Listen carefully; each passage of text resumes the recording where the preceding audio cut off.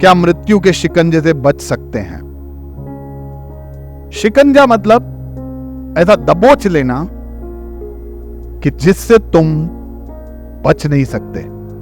वो अजगर होता है ना, अजगर इंसान को या किसी भी जानवर को उसको मारना हो ना, पहले उसको यूं लपेट लेता है, अपने अंदर दबोच लेता है और फिर उसको खींचता है ताकि उसके अंदर हड्डियां वड्डियां सब टूटे, वो बेहाल हो जाए, चलने के, घूमने के, उड़ने के योग्य ही ना रहे, फिर उसको मार डालता है। तो शैतान भी यही करता है, हमें अलग अलग चीजों से, मृत्यु भी यही करती है, हमें डर से, हर एक चीज से हमें दबा देती है, शिकंजे में डाल देती है, ताकि हम वही काम करें जो दुनिया के हैं, ताकि हम ईश्वर के काम ना कर सके और हम हमेशा के लिए मर जाएं। लेकिन परमेश्वर ने एक योजना बनाया, वो अपनी महिमा को छोड़कर यीशु मसीह बनकर नीचे आया। हमारे जीवन में सबसे खतरनाक मृत्यु कौन सा हुआ है? आत्मिक मृत्यु। और आत्मिक मृत्यु का कारण क्या था? पाप। तो यानी पाप की वजह से आत्मिक मृत्यु, शारीरिक मृत्यु, अनंत मृत्यु सब आ गए। तो ईश्वर ने देखा कि सबसे प्रॉब्लम मृत्यु नहीं है, सबसे चिंताजनक विषय पाप है।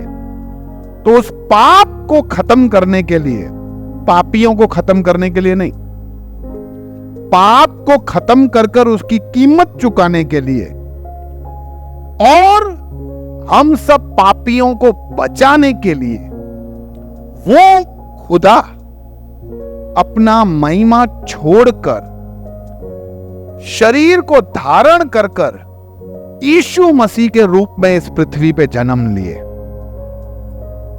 पूरा जिंदगी 33 साल उन्होंने पाप रहित जीवन जिया और उसके बाद जो सजा हम सबको मिलनी थी उसकी जगह पे वो क्रूस पे चढ़े ताकि हम सबके पापों को उठाकर वो हम सबको बचा सके। इसीलिए उन्होंने कहा कि जो कोई भी इस बात पे विश्वास करेगा कि यीशु मसीह मेरे लिए आया, मेरे पापों को उठाकर क्रूस पे चढ़ गया,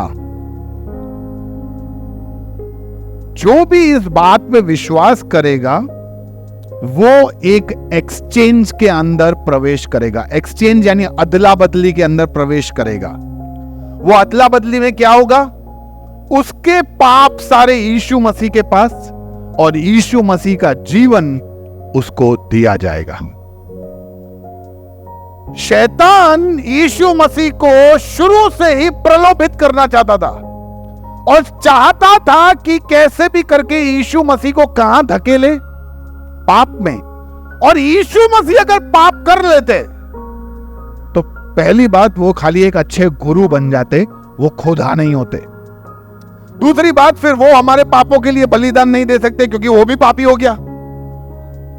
तो इसीलिए शैतान शुरू से लेके अंत तक, सोचो, सबसे ज्यादा सताव और सबसे ज्यादा उसके ऊपर प्रभाव यीशु मसीह को आखिरी दिन पे हुआ जब उसको अलग अलग न्यायालयों से गुजार के उसको क्रूस पे चढ़ा रहे थे। अरे क्यों मार रहे थे उसको? क्यों लाफे मारे? क्यों उसकी दाढ़ी खींची? क्यों उसको कोड़े मारे? अरे कोड़े मारे, अगर तुम्हें ऐसा लगता है ये गुनहगार है, कोड़े मार रहे हो तो कोड़े मार के छोड़ दो। नहीं छोड़ा। अच्छा, अगर आपको लगता है ऐसे बहुत बड़ा गुनाह किया है तो क्रूस पे चढ़ाओ, कोड़े क्यों मारे? हर प्रकार से उसके ऊपर ताड़ना लेके आए ताकि वो कुछ ऐसा कर ले जो ईश्वर के खिलाफ हो। नहीं किया उसने, क्योंकि उसको हम सबके लिए ये सब पीड़ाएं, वो पीड़ा जो वो सहन कर रहा था ना, वो सब हमारे कारण था, हमारे कारण। कभी कभी आपके मन में ऐसा क्वेश्चन आया है कि यीशु मसीह को इतना बेरहमी से क्यों मारा गया? ऐसी बेरहमी वाली मृत्यु क्यों दी? कुछ भी करके भाला भोंक देते, कुछ करके ऐसे। भाई जैसे आज का जमाना होता तो बोलता बंदूक मार दो, खत्म करो, गेम ओवर। ऐसा क्यों? इतना सब पीड़ा क्यों सहन किया? हमारे पापों की गंभीरता इतनी गहरी है कि इतना बेरहमी से। खाली आपको एक समझाने के लिए एक उदाहरण देके बोलता हूं कि समझो किसी बाप की बेटी का किसी ने बलात्कार किया और खूनी को गवर्नमेंट ने बोला कि ठीक है, को जेल में बंद कर दो। आपको क्या लगता है वो बाप का गुस्सा शांत हो जाएगा? वो बाप चाहेगा इसको फांसी भी नहीं, इसको गोली नहीं, इसको इतना मारो, इतना मारो, इतना बेरहमी से उसको पीटो। तो आप समझो वो पिता परमेश्वर हम सबके पापों का गुस्सा वो यीशु मसीह पे आ रहा है। हम सबके गुनाहों का गुस्सा प्रभु यीशु मसीह पे दे रहा है और यीशु मसीह वो ले रहा है ताकि हम सब इस मृत्यु के, अनंत मृत्यु के शिकंजे से बच जाएं।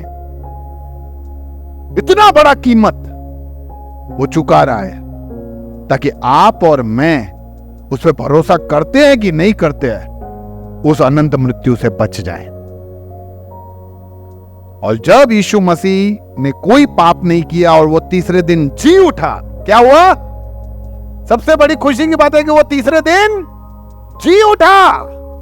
नहीं तो वो भी एक गुरु के समान आया, अच्छी अच्छी बातें की और मर गया, खेल खत्म। लेकिन क्योंकि वो मृत्यु को फांद कर, हरा कर जी उठा, इसलिए वचन ऐसा कहता है, जब यह नश्वर शरीर अनश्वरता को धारण करेगा, यानी जब मैं उस ईश्वर से मिलूंगा, इस मृत्यु के शिकंजे से बचकर जब मैं यीशु से मिलूंगा, तो ये नश्वर शरीर मेरा चला जाएगा और मैं धारण क्या करूंगा? अनश्वरता। अब ये जो भी मैंने ये जो पहन के रखा है ना, मैं कौन हूं? आत्मा ने ये जो शरीर को पहन के रखा है, धीरे धीरे करके सब खत्म हो रहा है। लेकिन फिर मैं ऊपर जाकर मृत्यु को हराकर जो मैं पहनूंगा वो होगा अनश्वरता। जब यह मरणशील शरीर अमरता को धारण करेगा, तब धर्म ग्रंथ का यह कथन पूरा हो जाएगा, मृत्यु विजय में विलीन हो गई। ओ मृत्यु, कहां है तेरी विजय? ओ मृत्यु, कहां है तेरा डंक? आया था मेरे को डंकने, मेरे को डसने, मेरे को हमेशा तेरे अंदर मारने। मैं अभी अमरता में हूं, कहां गया तेरा डंक? कहां गई तेरी विजय? मृत्यु का डंक पाप है और पाप को व्यवस्था से बल मिलता है। इतना गंभीर बात है ना ये। पाप को बल कहां से मिलता है? व्यवस्था से। पाप ऐसा बोलता है, यस देख तूने गलत कर दिया, देखो देखो देखो ये विकास ने गड़बड़ किया है, देखो विकास ने झूठ बोला है, इसको सजा दो सजा दो सजा दो। ये पाप का व्यवस्था को लेके आता है और हमें शिकंजे में डालता है। लेकिन वहां यीशु मसीह है, इसका सजा मैंने लिया है, इस पाप का सजा मैंने लिया है, इसीलिए मेरा जीवन इसके पास और इसका सजा मैं भोग चुका हूं। इसीलिए प्रभु का वचन कहता है कि परमेश्वर को धन्यवाद दो जो हमारे प्रभु यीशु मसीह के द्वारा हमें विजय प्रदान करता है। मेरे प्रिय भाइयों और बहनों, आप विश्वास में दृढ़ तथा अटल बने रहें। आप प्रभु के कार्य में निरंतर बढ़ते जाएं और आप यह निश्चित जानें कि प्रभु के लिए किया गया आपका हर परिश्रम कभी व्यर्थ नहीं होगा। आप ये जो अपने आत्मा को खिलाने के लिए जो भी कार्य कर रहे हो, परमेश्वर के लिए जो भी कार्य कर रहे हो, वो एक भी कार्य व्यर्थ नहीं होगा। और निश्चय इस बात पे विश्वास रखें कि वो आपको मृत्यु के शिकंजे से बचा लेगा। इस संसार में कोई ऐसा दूसरा नाम, कोई ऐसा दूसरा बात नहीं है जो हमें मृत्यु से बचा सकता है सिवाय यीशु मसीह के। वो मसीह है, हमें पापों से छुटकारा देने वाला है।